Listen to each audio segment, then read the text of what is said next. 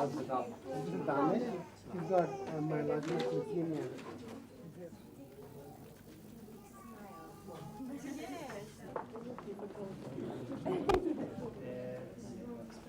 And normally,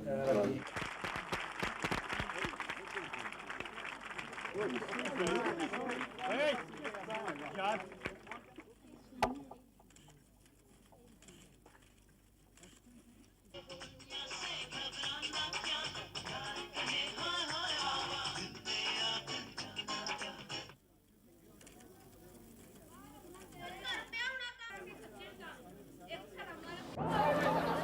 The social highlight of the princess's trip. Purple shoes, dress and bag as she arrived for a charity gala dinner greeted by yet more admiring and excited crowds. Inside, the leading lights of Chicago society, plus the comedy actor Gene Wilder. This was a serious occasion for him. His wife died of cancer, and it was the intention of giving a big boost to cancer charities that brought Diana to the Windy City. Hundreds of Chicago's wealthier residents had paid royally for their seats at the event of the city's season, and the star descended a sweeping staircase to set the proceedings going. The gala, entitled perhaps undiplomatically A Royal Affair, featured Tony Bennett singing one inevitable song. The time of their life. Then the princess took to the dance floor, first with Phil Donahue, recently retired as one of America's most successful chat show hosts. You're the Tops was the number. Back at the table, Diana was obviously enjoying herself hugely. It all turned into something of a charity fundraiser's excuse me. 3 more lucky gentlemen altogether were to dance briefly with the royal guest of honour. Eventually, one of her Scotland Yard detectives reminded her it was time to be off.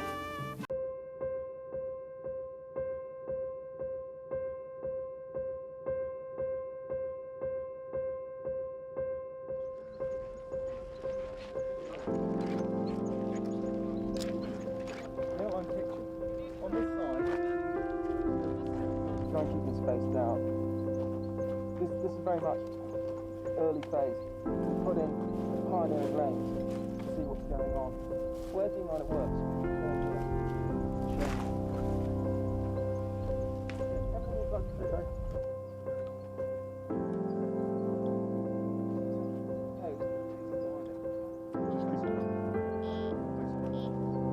Così come serve a trabalhar com muito cuidado. And can she...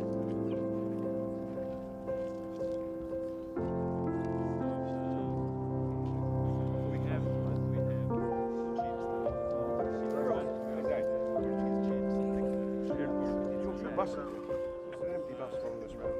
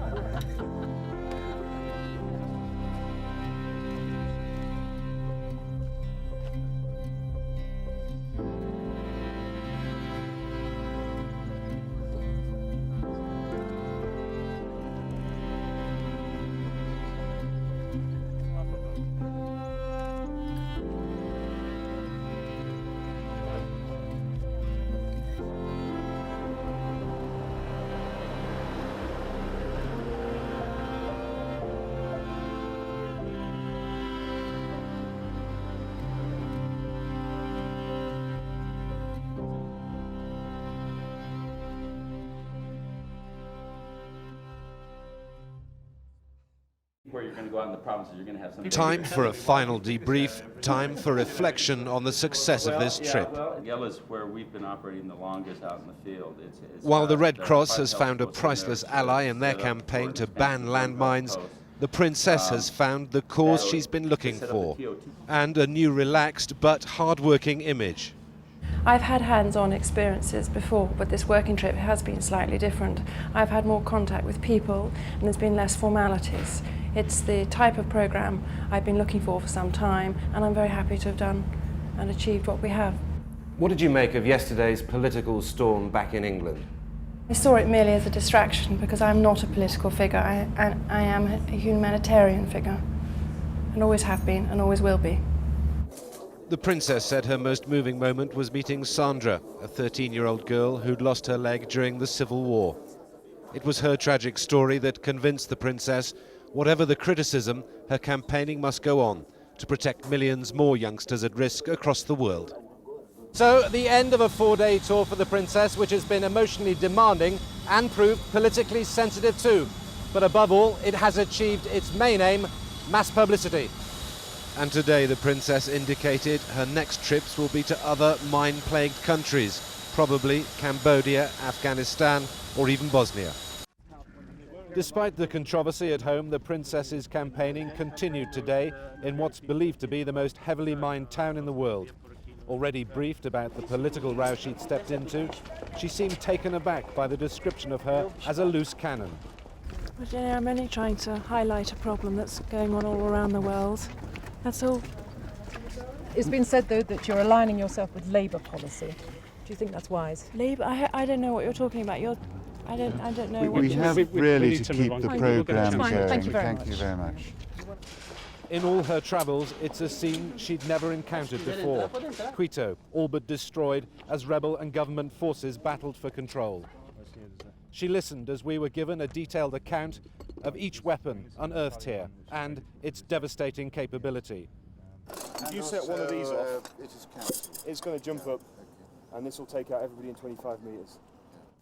In total, it's taken 2 years to clear 6,500 explosives in an area of just a few kilometres around the town centre. The visit to Quito was unscheduled. At the last minute, the Princess asked to be taken to one of the towns worst affected by Angola's civil war. At the local school, she was amazed to discover lessons still continued during the fighting. I'm not so sure I'd turn up for a lesson, but it's amazing. It's a lot of discipline. Ahead on the Princess's programme, a planned walk through a minefield, rather than the unplanned political one she seems to have stepped into at home. Steve Scott, ITN, Quito, Angola. The Princess of Wales was at Great Ormond Street Hospital to open a new kidney unit, a special visitor on Valentine's Day for some very ill children. The unit offers treatment for all kinds of kidney problems, from birth through adolescence, from the most simple treatment to transplants. Paul Reed, one of the children on the dialysis unit, presented the Princess with a Valentine's card. Enormous, isn't it? Thank you. Kidney failure means dependence on machines. These children come into hospital 3 times a week for 4-hour sessions on dialysis. It's a restrictive life, and what they really need is a kidney transplant. But some wait years because of a shortage of donors. Hello, how are you? Rabia has been on dialysis 5 years. Obviously it's very difficult because she's missing lots of school because she comes here 3 times a week, and I have to rush back and forward from school and to the hospital. And the main I'm hoping for her is to have a transplant, and that is the main thing. Once she has a transplant, she'll have a really good life. The hospital hopes that Diana's visit will not only have boosted the children's morale, but raised awareness of the need for more kidney donors. The Princess has said in the past that she wants to use her high profile to help people. Giving her support to this issue fits in exactly with that role.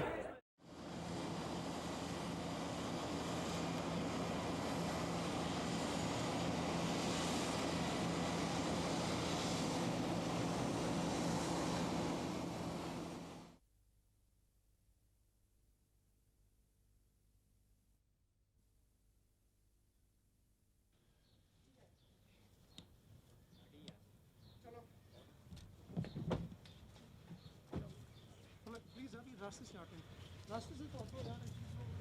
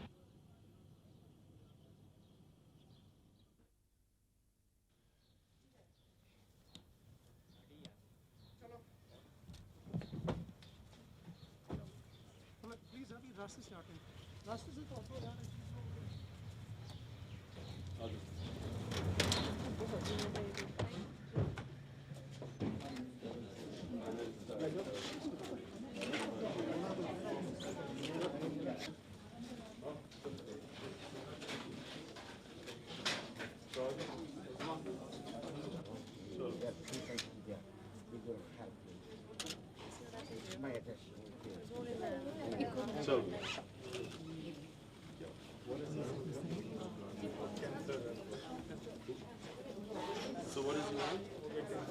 Jemima?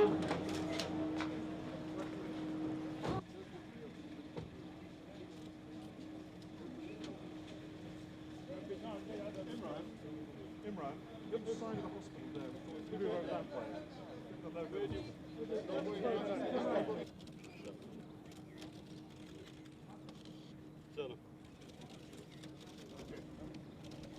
Thank you.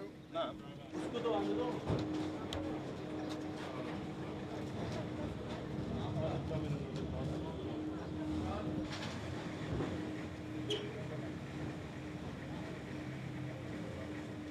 Their pain was removed by an affectionate hug from a princess.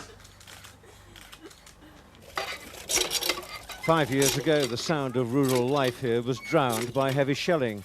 Terrified, both sisters ran for shelter. Mirsada Julic stepped on a mine.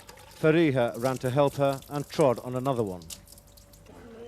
Drawing international attention to the suffering of landmine victims and their families is why the princess is in Bosnia. She met Mohamed Soljankic, who lost both feet in 1992. Today was the father of 6 children's 38th birthday. The princess told him a charity would pay for 2 artificial limbs for him, but the birthday hugs were reserved for the children. Do you think the princess is being moved by what she's seen and what she's heard? There's tears and water in her eyes at every visit, and she just makes the kids feel great. She loves being surrounded by children. And it's with youngsters like these two, who both lost legs, that the princess has appeared happiest. The potential for landmine victims who find proper care and medical attention was demonstrated for the princess in Zenica when she watched a volleyball match. All the players victims of Bosnia's estimated 1 million mines still lying unmarked.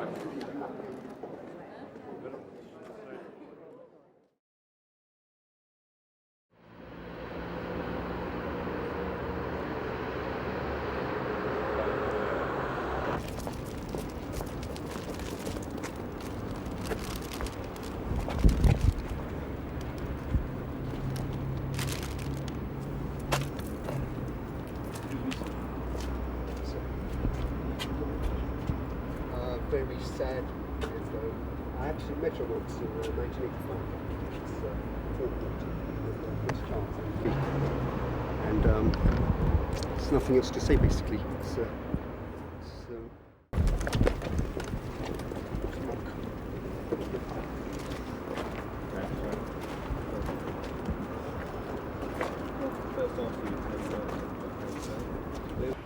Just, I don't know, just to give a symbol that we cared. I mean, was she a member of the royal family who you had particularly strong feelings for? Yeah, I think that with the battering that the royal family's taken in recent years, I think that she was a good example of how they could progress. The work that she did, I think, was very important. I think it's a shame that that work has now come to an end.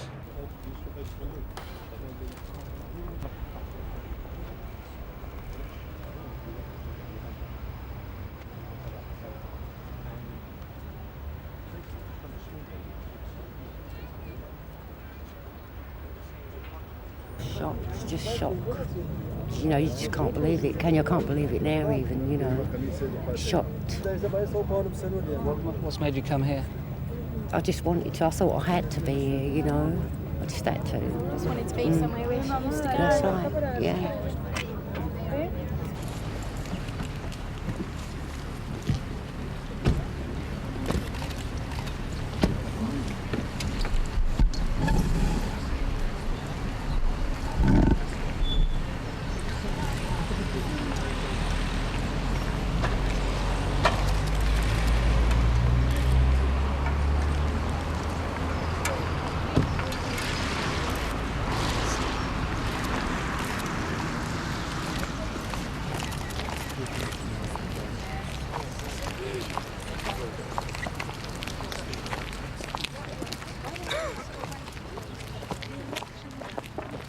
Prime Minister, can we please have your reaction to the news? I feel like everyone else in this country today, utterly devastated. Our thoughts and prayers are with Princess Diana's family, in particular her two sons, the two boys. Our hearts go out to them. We are today a nation in Britain in a state of shock, in mourning, in grief that is so deeply painful for us. She was a wonderful and a warm human being. Though her own life was often sadly touched by tragedy, she touched the lives of so many others in Britain throughout the world with joy and with comfort. How many times shall we remember her in how many different ways? With the sick, the dying, with children, with the needy. When with just a look or a gesture that spoke so much more than words, she would reveal to all of us the depth of her compassion and her humanity. You know how difficult things were for her from time to time. I'm sure we can only guess at, but the people everywhere, not just here in Britain, everywhere, they kept faith with Princess Diana. They liked her, they loved her. They regarded her as one of the people. She was the people's princess. And that's how she will stay, how she will remain in our hearts and in our memories forever.